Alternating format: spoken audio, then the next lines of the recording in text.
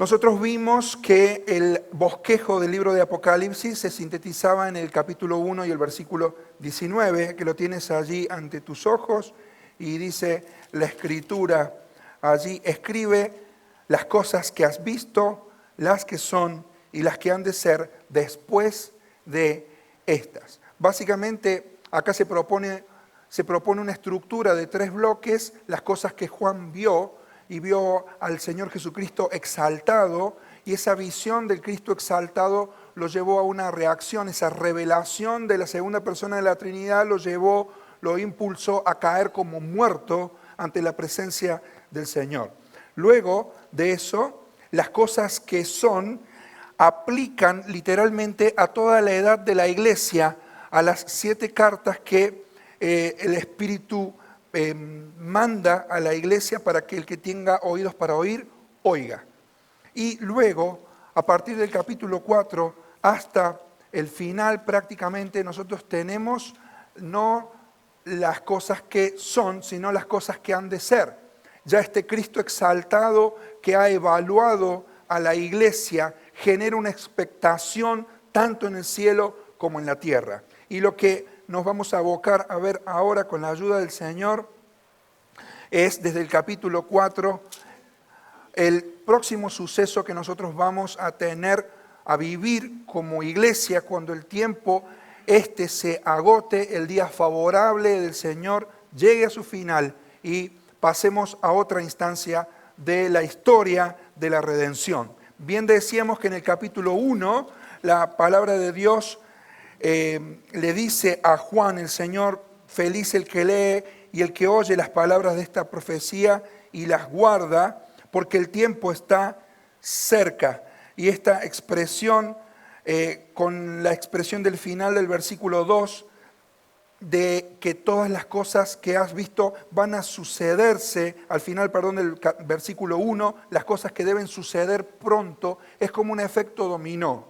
Es como cuando ocurre una primera cosa, un dominó, una ficha de dominó se cae y finalmente, o como un castillo de naipes, se cae uno, ¡blum!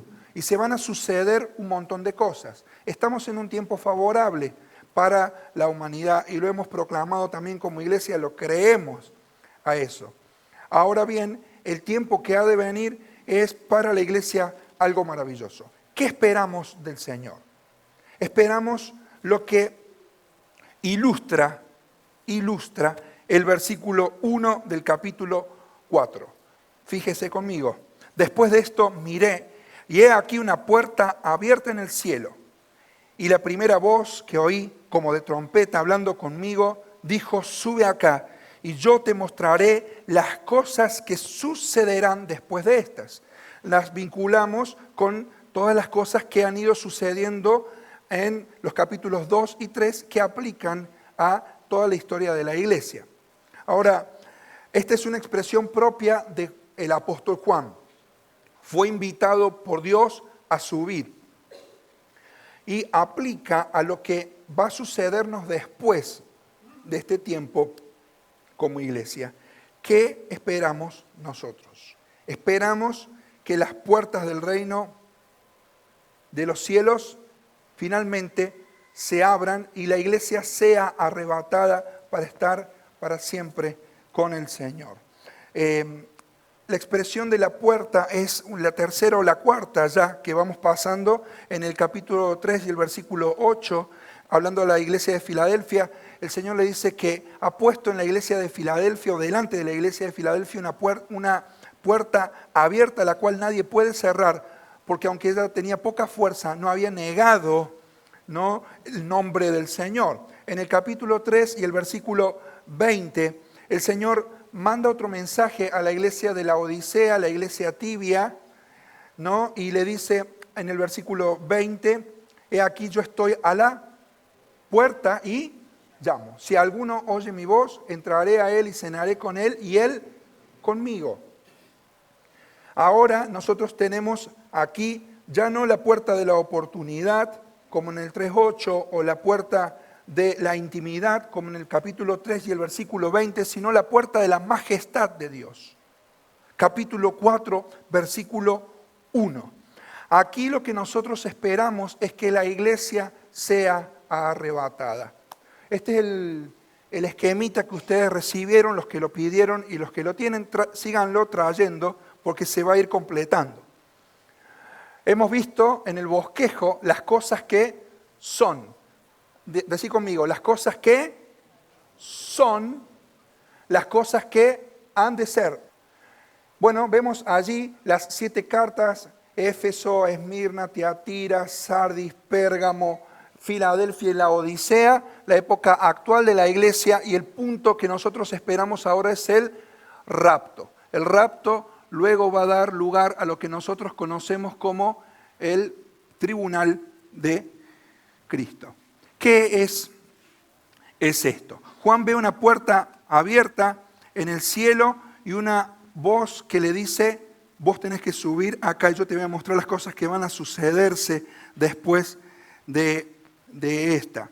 Entonces, con el arrebatamiento de la iglesia, el proceso de redención llegará a otra etapa, la etapa de la consumación. Es entonces cuando Dios tratará a la tierra de una manera más directa y más potente. Ahora, antes de que todos estos grandes eventos se desencadenen, que es un poco la idea que el Señor nos puso para desarrollar el libro de Apocalipsis, Apocalipsis Now, todas las señales que se están dando, lo que está, por ejemplo, proponiéndose como salida en la situación de Israel con Hamás. Ya lo vamos a ver. El próximo domingo les voy a traer una tapa de la foto de Economist del año 2012 y ustedes se van a alarmar de lo que van a ver allí y cómo 10 años antes estaban proponiendo cosas que están pasando aún en el día de hoy.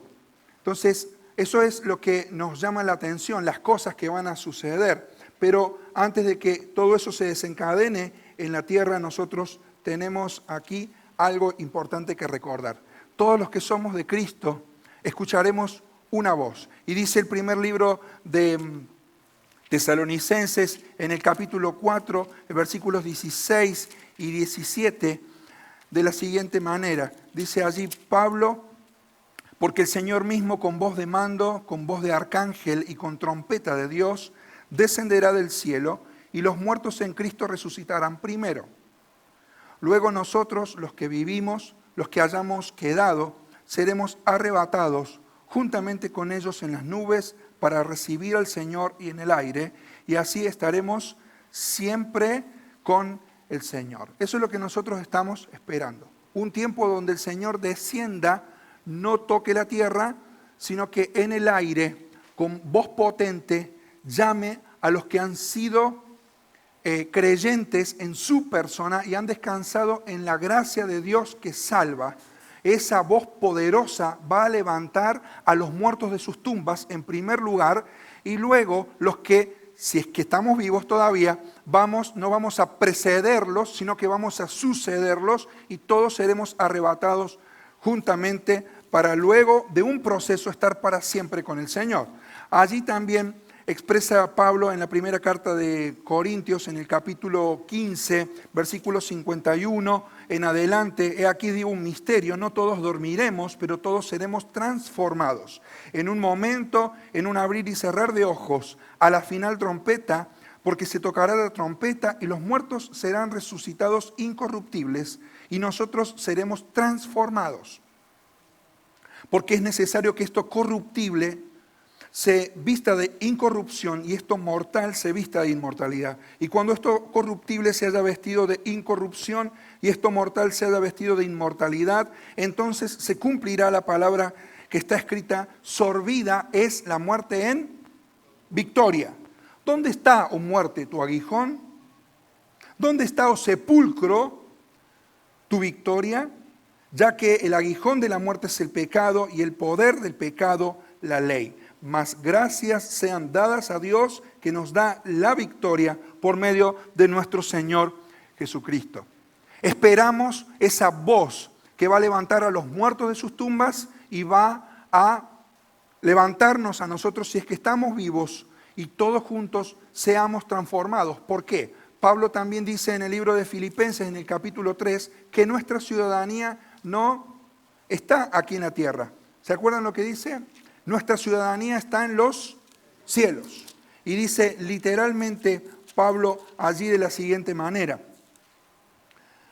de donde también esperamos al Salvador, al Señor Jesucristo, el cual transformará el cuerpo de la humillación nuestra para que sea semejante al cuerpo de la gloria suya, con el poder con el cual puede sujetar a sí mismo todas las cosas. Es decir, vamos a pasar un proceso poderoso de transformación antes de ser introducidos en el cielo. ¿Me sigues?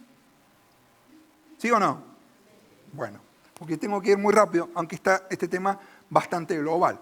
Bueno, vamos a ser transformados. Entonces no sé cómo será el que decía yo estoy medio flaco, me parece que me gustaría unos kilitos de más, o el que tiene unos kilos de más y al revés dice me encantaría un cuerpo bueno. Nuestros cuerpos van a ser transformados y esto es lo que comporta el plan de redención, la totalidad del ser humano, su naturaleza física y su naturaleza espiritual. La naturaleza física es el estuche que envuelve nuestra naturaleza espiritual, que está compuesta por diferentes facetas. Dentro de las más conocidas están el alma, el espíritu. No menciono más para no meternos en un berenjenal que no podamos salir. Pero todo el ser ha sido redimido por la obra de la cruz de Cristo. Entonces el cuerpo que ha ido a la tierra también va a ser redimido a través de la resurrección y la etapa de la glorificación. ¿Qué va a pasar? Cuando nosotros seamos arrebatados, vamos a tener que vernos cara a cara con el Salvador. Este no es un tiempo de condena, porque hemos sido salvos y la salvación pertenece a Jehová. Ahora mire lo que dice allí la Biblia en el segundo libro de Corintios, en el capítulo 5 y el versículo 10. Porque es necesario que todos nosotros comparezcamos ante el tribunal de Cristo, para que cada uno reciba lo que haya hecho mientras estaba en el cuerpo, sea bueno o sea malo. Es decir, cada hija de Dios, cada hijo de Dios, personalmente va a enfrentarse cara a cara con aquel que quiso redimirlo y le va a pedir cuenta, nos va a pedir cuenta de lo que hicimos nosotros con los recursos, las posibilidades y el tiempo que nos dio. Por eso no te preocupes en hacer cosas que Dios no te encomendó. No te preocupes por ser la persona que Dios no te hizo. No te preocupes por la tarea que Dios no te va a demandar. Preocúpate más bien por los dones que Dios te dio, los recursos que Dios te dio, la personalidad que Dios te dio, porque eso es lo que va finalmente a ser parte de ese encuentro personal. Me llama la atención poderosamente, dice que aquí ninguno se va a poder escapar de ese encuentro. Es un encuentro de toda la iglesia, pero a la vez de toda la iglesia es un encuentro personal, no en un encuentro de condenación, sino en un encuentro de recompensa. Cuando nosotros seguimos leyendo el Nuevo Testamento, encontramos algunos detalles más acerca de esto. Y vemos que en este tribunal de Cristo, el Señor va a recompensarnos con algunas coronas que menciona allí la Biblia. Estoy yendo muy rápido. En primer lugar, la corona de vida. Santiago capítulo 1, versículo 12 dice: bienaventurado el varón que soporta la tentación, porque cuando haya resistido la prueba, recibirá la corona de vida que Dios ha prometido a los que le aman. Apocalipsis en el capítulo 2 y el versículo 10 también nos menciona algo referido. No temas en nada lo que vas a padecer. Sé fiel hasta la muerte y yo te daré la corona de la vida.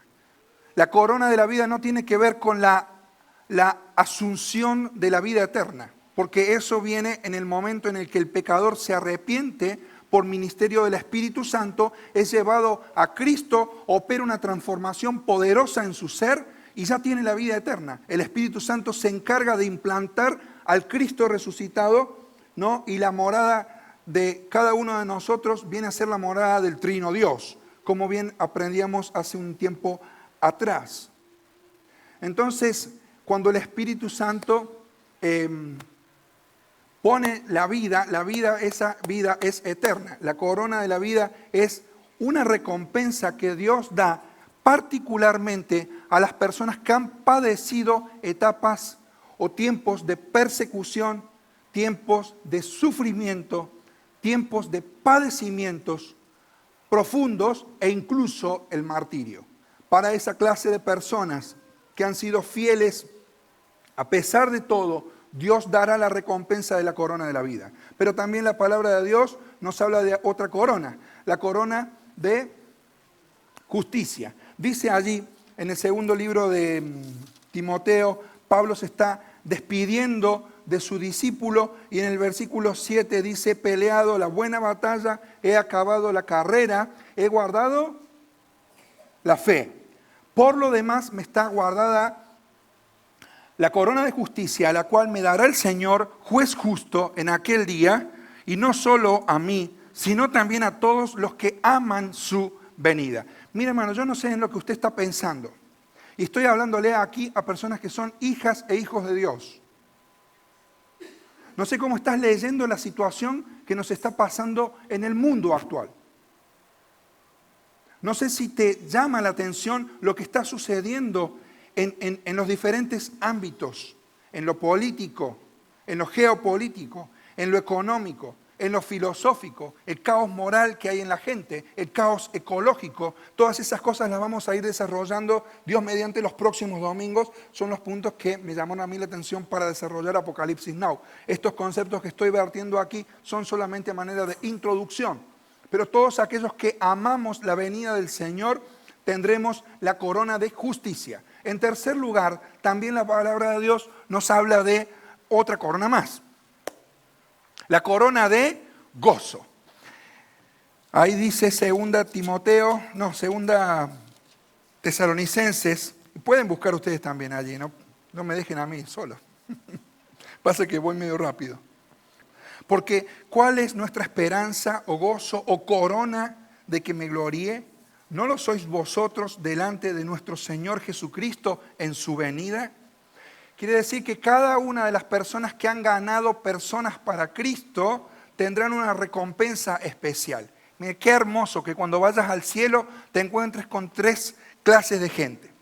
Primero, ver el rostro del Señor, que quiso tu alma redimir como cantábamos recién. Segundo, encontrarte con aquel que te llevó a Cristo. Pero tercero, que puedas ser visto por alguien al cual vos llevaste a Cristo. Siempre el cristianismo estuvo a una generación de desaparecer. Yo te pregunto, ¿quiénes te suceden a vos en el reino de los cielos? ¿A quién llevaste a Cristo? El Señor nos va a preguntar eso. Aquellos ganadores de almas, sabios ganadores de almas, que también tenemos referencia en el libro de Filipenses, capítulo 4. Así que, versículo 1, amados hermanos míos y deseados, gozo y corona mía, estad así firmes en el Señor, amados, les escribía Pablo a los filipenses. Ahora vos me decís, bueno, pero yo no sé cómo llevar a una persona a Cristo. Bueno, capacítese, pregunte. Y si no, no pienses que puedes hacer todo. Podemos formar un equipo a través del cual uno puede hacer de puente y otro puede venir caminando arriba y podemos ganar a personas para el Señor. La recompensa la vamos a tener todos. Así que esta iglesia tiene que multiplicarse, hermanos. Cuando entremos en la conciencia de que somos sabios si ganamos almas para Él. Ahora, en cuarto lugar, también la Biblia menciona la corona de gloria. Primer libro de Pedro, capítulo 5, versículos 2 al 4. Esta es una recompensa para los pastores de la iglesia. Dice allí, Apacentad la grey de Dios que está entre vosotros, cuidando de ella no por fuerza, sino voluntariamente, no por ganancia deshonesta, sino con ánimo pronto, no como teniendo señorío sobre los que están a vuestro cuidado, sino siendo ejemplos de la grey. Y cuando aparezca el príncipe de los pastores, vosotros recibiréis la corona incorruptible de gloria. Esto es para quienes hemos tenido este llamado y esta vocación y esta dicha maravillosa de ser parte del gobierno de la iglesia solamente por su gracia. Y aquellos que ejercen liderazgo pastoral también creo que pueden estar sometidos a este texto, el cuidado pastoral en otras áreas de la iglesia. Y hay una más, la corona incorruptible que dice Pablo en 1 Corintios capítulo 9, versículo 25. Dice allí la palabra de Dios que Pablo, defendiendo los derechos suyos como apóstol, decía: ¿no saben que los que corren en el estadio, todos a la verdad corren, pero uno solo se lleva el premio? Corran de tal manera que lo obtengan. Todo aquel que lucha, de todo se abstiene. Ellos a la vez, a la verdad, para recibir una corona corruptible, pero nosotros una incorruptible. Obtener esta corona era obtener en los juegos deportivos una corona de laurel que pronto se resquebrajaría, hojas que se secarían y se caerían, pero la Biblia nos dice que aquellos que luchan manteniéndose fieles al Señor a lo largo del tiempo, aquellos que permanecen en frescura espiritual y no caen, aquellos recibirán esta corona. Y es maravilloso. Te hago la pregunta antes de reenfocarnos en Apocalipsis. ¿Cuáles de estas coronas pensás que Dios podría darte? Y aunque no vamos al cielo para recibir una corona, esto lo vamos a recibir como gracia sobre gracia, ¿me entendés? O sea que encima de que hemos sido perdonados y salvados, seremos recompensados por su gracia.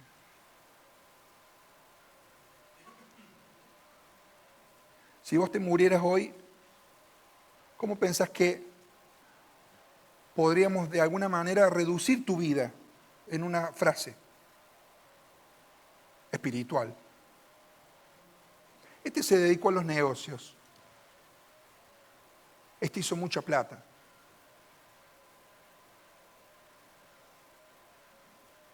Este se dedicó a criar hijos. Este otro se dedicó a hacer hijos y nada más.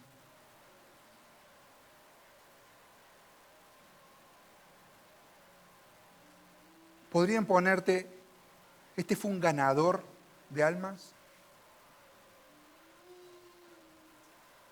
Podrían ponerte, este vivía con gozo la vida pensando que a lo mejor hoy es el último día. Nosotros vamos a ser llamados por el Señor y a una voz potente.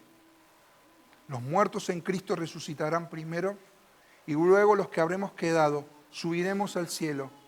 Seremos transformados. La palabra de Dios utiliza allí la expresión en 1 Corintios 15, en un momento, en un abrir y cerrar de ojo, utiliza Pablo la palabra átomo, en un átomo. Y no vamos a estar más. Y lo que tanto has planificado, si no tiene una visión de eternidad, te lo digo con todo respeto y amor, ha sido una pérdida de tiempo total. Porque, como decía un hermano pastor,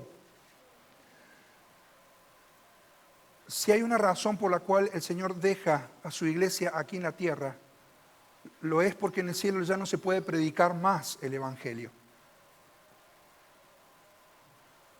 Yo creo que en el mundo en el que estamos viviendo, la iglesia tiene que tomar conciencia de esto. Bueno, vamos a a dar un paso más. Entonces esperamos este arrebatamiento como lo que nos va a venir. Luego, en presencia de Cristo, personalmente vas a rendir cuenta y voy a rendir cuenta por los dones, el tiempo, las oportunidades, los recursos que estuviste, y no te vas a poder agarrar de tu esposa, de tu esposo, de tu papá, de tu mamá, de tu abuelo, ni del pastor de la iglesia. Cada uno dará cuenta a Dios de sí. Vuelvo a repetir, no es un juicio de condenación, es un tribunal de recompensa. Luego, la transformación, luego esta experiencia cara a cara con el Señor de rendición de cuentas, y finalmente vamos a estar allí. Bueno, ¿y qué va a pasar? Y va a pasar lo que ponemos allí, que es la adoración. Y eso es, ahora sí, en el capítulo 4 y 5 de Apocalipsis, lo que nosotros podemos ver. ¿Qué le dice este mensajero a Juan? Capítulo 4, versículo 1. Después de esto, es decir, del tiempo de la iglesia en la tierra. Acuérdense que esto ilustra, pero es una experiencia propia de Juan. He aquí una puerta abierta en el cielo. Y la primera voz que oí, como de trompeta, hablando conmigo, dijo: sube acá, y yo te mostraré las cosas que sucederán después de estas. 2. Y al instante yo estaba en el Espíritu, y aquí un trono establecido en el cielo, y en el trono uno sentado. Esto es maravilloso. Plantamos bandera acá y decimos que esto comporta la soberanía del Señor, el gobierno universal de Dios sobre todo lo creado está aquí resumido. Y cuando, iglesia, nosotros pasemos por este tiempo, nos vamos a encontrar en ese lugar, ante un trono majestuoso, un trono establecido, un trono al cual el rey jamás ha renunciado, nunca abdicó. Como dice el Salmo 145, tu trono es trono de generación en generación, para siempre. Ahora, sigamos leyendo. El aspecto del que estaba sentado era semejante a piedra de jaspe y de cornalina, y había alrededor del trono un arco iris, semejante en aspecto a la esmeralda. Nada más decimos aquí, nada más, una expresión que a ustedes les va a resultar cómoda evocar en su mente: el arco iris. ¿Cuándo fue puesto el arco iris?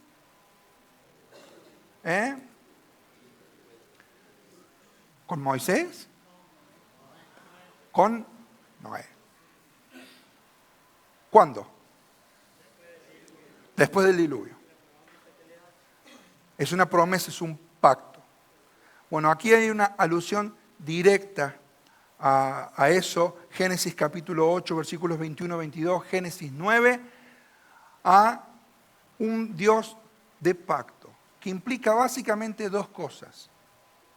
Primero, que el mundo no va a ser juzgado por agua. Segundo, si no va a ser juzgado por agua, va a haber fuego. Y esto habla de la ira que Dios va a derramar aquí en la tierra. En segundo lugar, esto también implica de que además de que la tierra no será limpiada con agua, sino con fuego, 2 Pedro 3:10, que la iglesia no irá delante del trono de Dios para juicio y perdición, cuando después de que cada uno de nosotros rinda cuentas al Salvador y estemos todos en estado de glorificación y perfección, nos presentemos ante el trono. El arco iris implica que Dios a nosotros nos va a permitir pasar, porque ha pasado sobre nosotros, su gracia nos ha envuelto. El texto sigue dando un montón de detalles más. Alrededor del trono había 24 tronos y vi sentados en los tronos a 24 ancianos. Esto tiene que ver con representantes de la iglesia. Algunos dicen que hay gente aquí que representa al Antiguo Testamento, el tiempo de los patriarcas.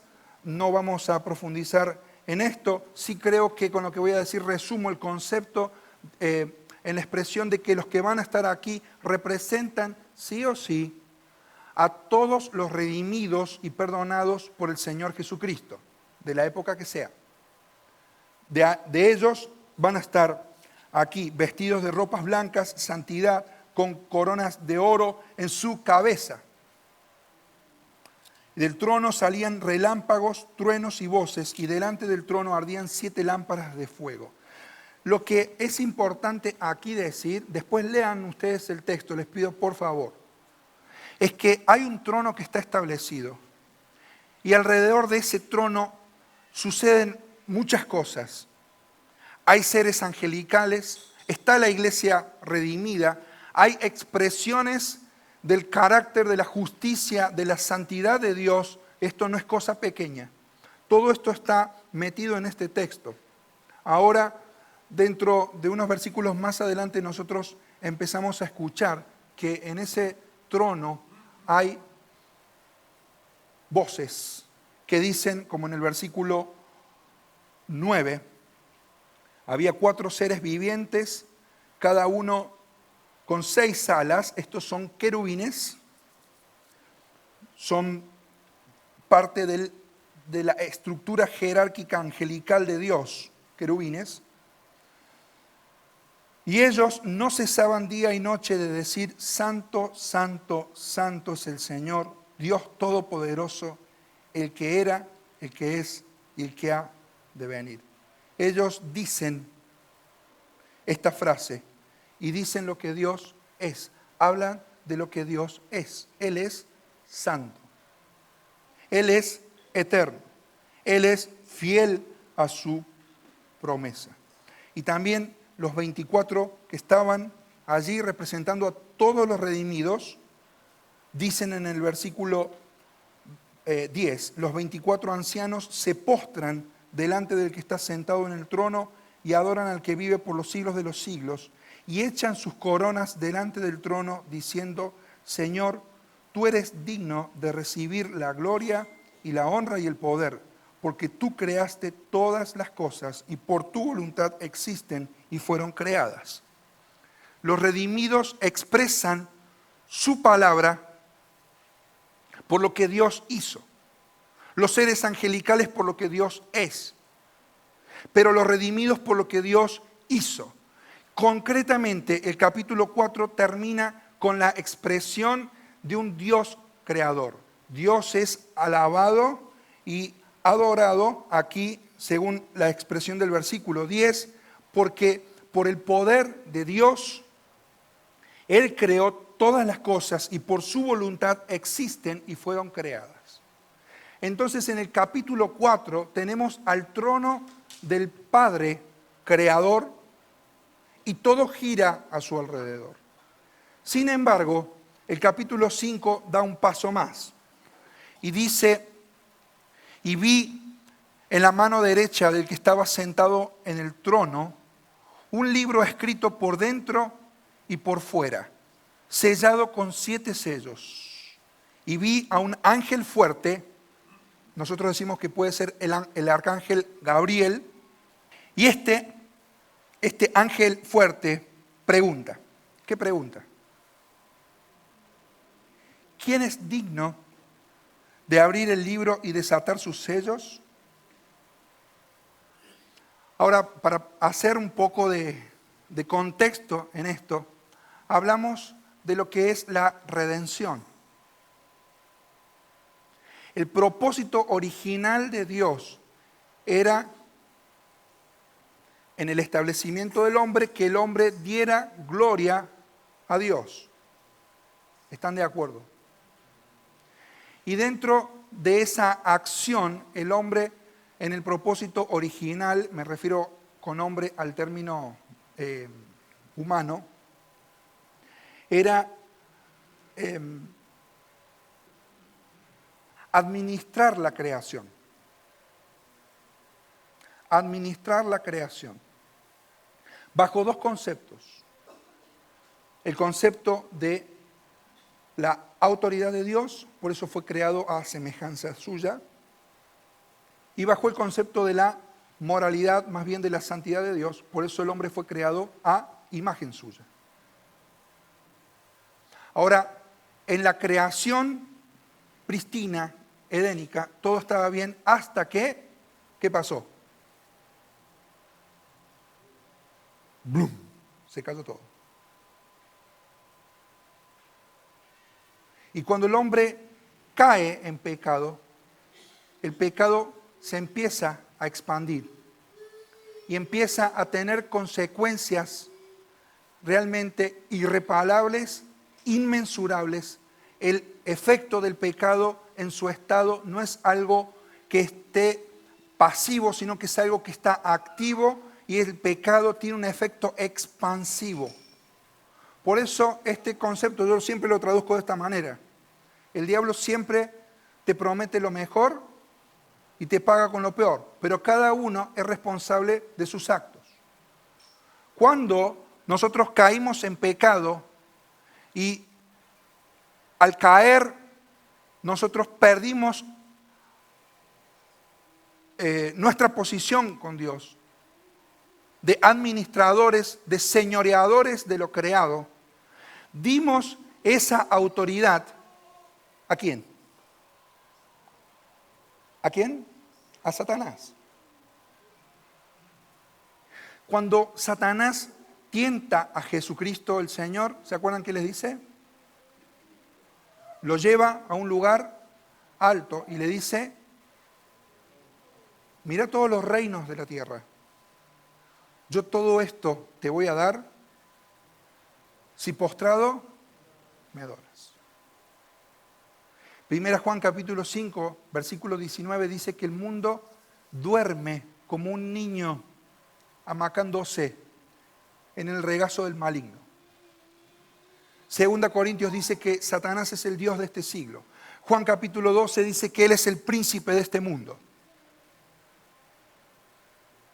Pero Hebreos capítulo 2 habla del mundo que viene, del mundo que va a terminar siendo redimido completamente por el Salvador, y dice que ese mundo ya no va a estar sujeto a manos de ángeles. Lea después Hebreos capítulo 2, versículo 5. ¿Por qué? Porque el mundo actual está sometido a la autoridad angélica. ¿De quién? De Satanás.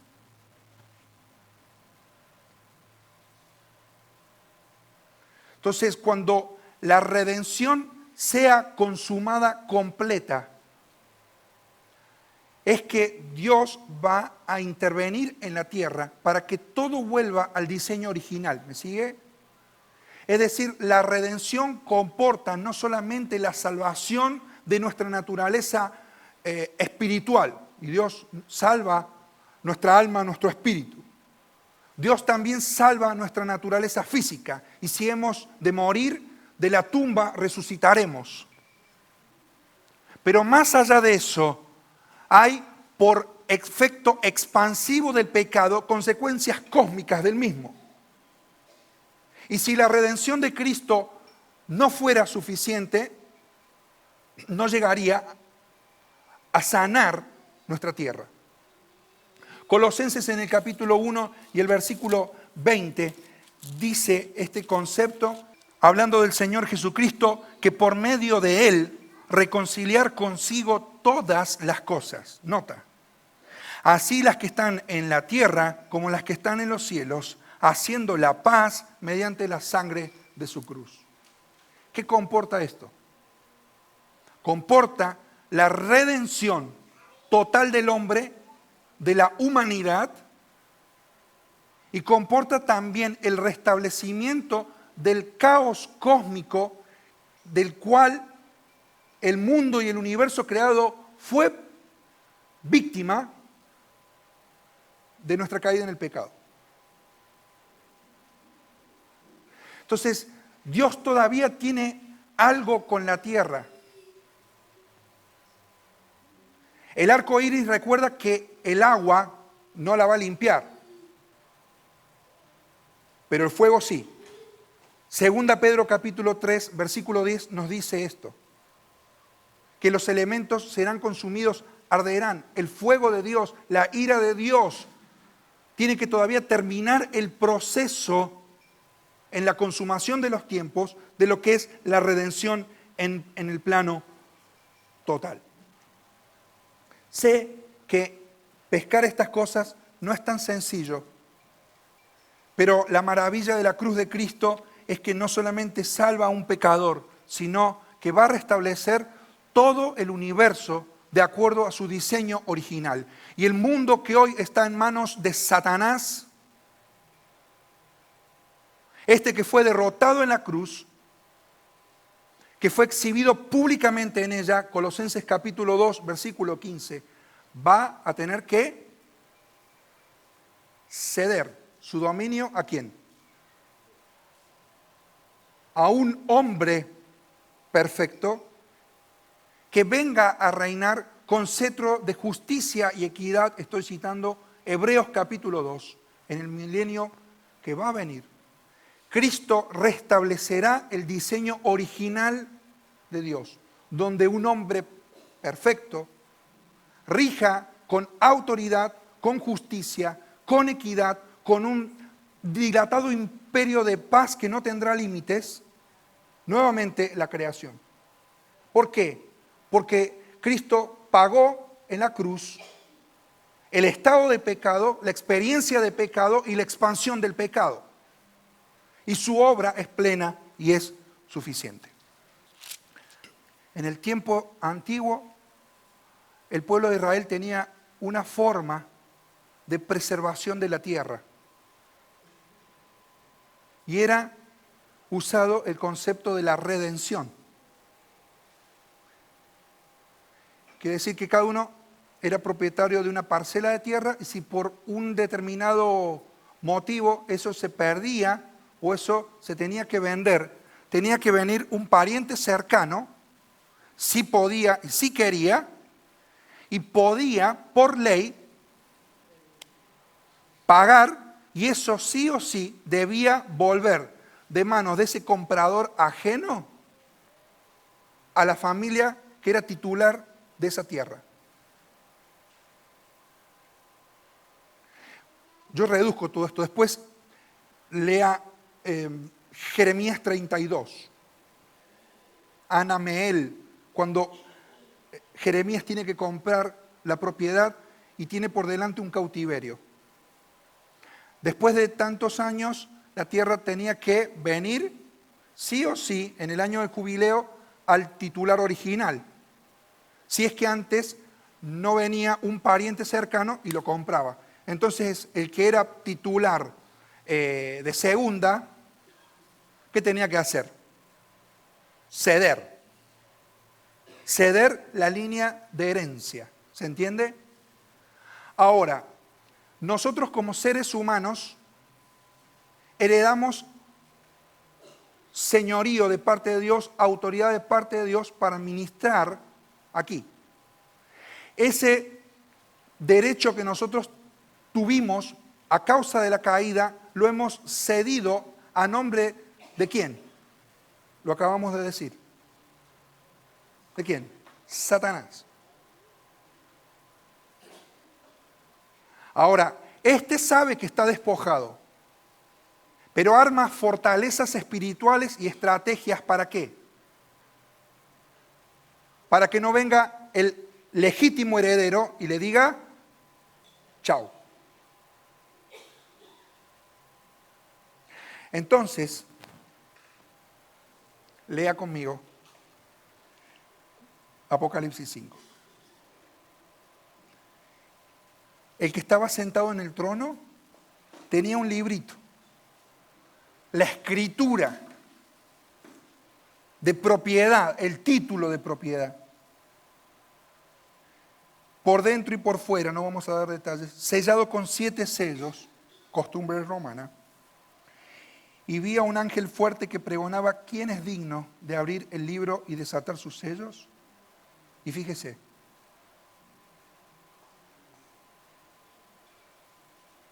¿quién lo podía hacer? Y ninguno, ni en el cielo, ni en la tierra, ni debajo de la tierra podía abrir el libro ni aún mirarlo. Nadie. Porque el poseedor que adquirió el derecho es fuerte. Y no hay nadie que pueda abrir eso. Hay alguien que se resiste y no hay nadie que pueda abrirlo. Y es tal la intensidad y la gravedad que Juan ve eso, porque ve el futuro bajo ese título de propiedad, que él llora. Y dice el verso 4, yo lloraba mucho porque no se había hallado a ninguno digno de abrir el libro, ni de leerlo, ni de mirarlo. La expresión digno se repite varias veces aquí. Y no había nadie digno, pero dice, uno de los ancianos me dijo, no llores. He aquí que el león de la tribu de Judá, la raíz de David, ha vencido para abrir el libro y desatar sus 7 sellos. El valiente, la raíz de David, el león de Judá, profetizado en Génesis capítulo 49. Él es el heredero por ser Dios, pero a la vez por ser perfecto hombre. Él es el valiente e invencible, es el león fuerte, poderoso en batalla, invicto y por siempre rey.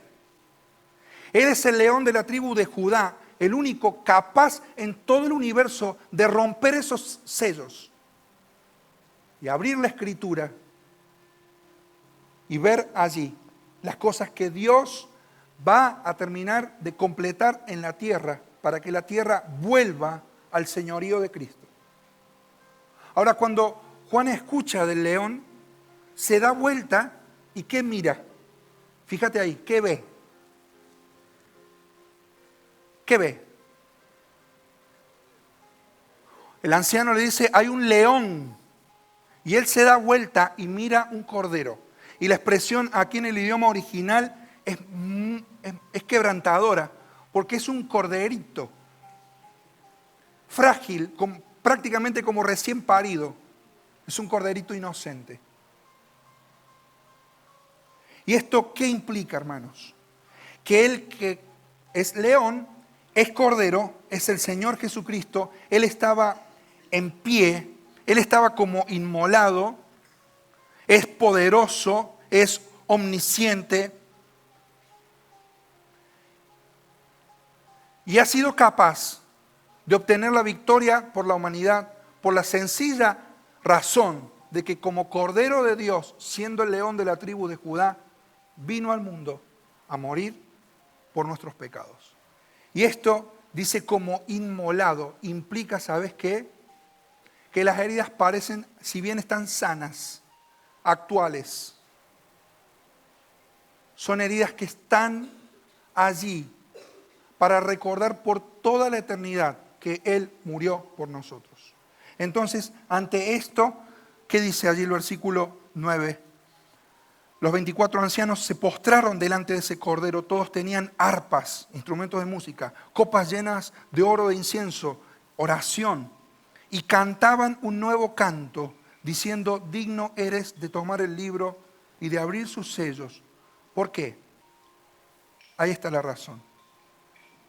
¿Por qué tenemos esperanza? Porque tú fuiste inmolado y con tu sangre nos has redimido para Dios de todo linaje y lengua y pueblo y nación. Y nos has hecho para nuestro Dios reyes y sacerdotes y, ¿qué cosa? Reinaremos sobre la tierra. Y miré y oí la voz de muchos ángeles alrededor del trono y de los seres vivientes y de los ancianos, y su número era millones de millones, que decían a gran voz, el Cordero que fue inmolado es digno de tomar el poder, las riquezas, la sabiduría, la fortaleza, la honra, la gloria y la alabanza. Son 7 áreas en las cuales el Señor Jesucristo será reconocido como autoridad. y a todo lo creado que está en el cielo y sobre la tierra y debajo de la tierra y en el mar, y a todas las cosas que en ellos hay, oí decir, al que está sentado en el trono y al Cordero, sea la alabanza, la gloria, la honra y el poder por los siglos de los siglos. Los 4 seres vivientes decían amén. Y mire lo que dice la iglesia. Y los 24 ancianos se postraron sobre sus rostros y adoraron al que vive por los siglos de los siglos. El capítulo 4 entonces presenta a Dios como creador. El capítulo 5 presenta al Cristo exaltado. Él es el Dios redentor. Y si hay algo por lo cual la humanidad tenga esperanza, es porque hay alguien digno, y esa dignidad del Hijo de Dios descansa en lo que Él hizo por cada uno de nosotros. ¿Y sabes qué? Por eso es la razón de que la iglesia canta. Canta consciente de la gracia que ha habido en Cristo Jesús. Hermanos, eso no nos moviliza a nosotros.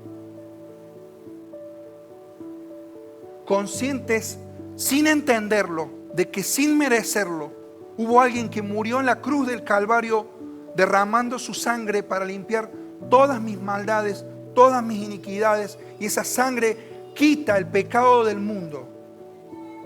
Si eso no me mueve, si no puedo ver a Cristo en el medio del universo, yo debo replantear mi situación. Pero es algo maravilloso entrar en la esfera de la adoración de este Dios creador, pero de este Dios redentor, del cual la iglesia le canta y la iglesia le cantará. Por eso hay una expresión que dice: Jesucristo debiera tener en cada corazón el mismo lugar que ocupa en el universo.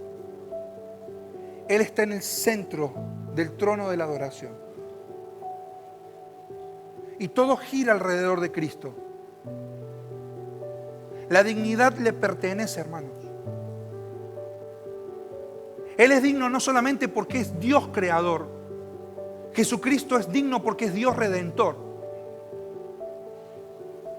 La autoridad que le pertenece al Hijo de Dios, que merece tu adoración y la mía, son suyas, no porque es Dios solamente, sino porque Él se hizo hombre. Y su autoridad descansa no solamente en que Él es Dios, sino en que se hizo siervo, obediente hasta la muerte y muerte de cruz. Y eso es lo que identifica la dignidad del Hijo de Dios. Por eso hay un himno que a mí me encanta. No lo vamos a cantar ahora. Pero dice: qué bella es esa historia.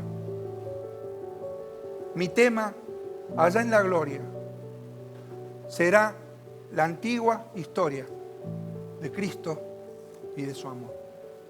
Me agrada referirla porque sé que es la verdad y nada satisface cual ella mi ansiedad. Que el Señor Jesucristo ahora, al tener esta pequeñísima dimensión de lo que ha hecho por nosotros, sea alabado y sea adorado. Amén.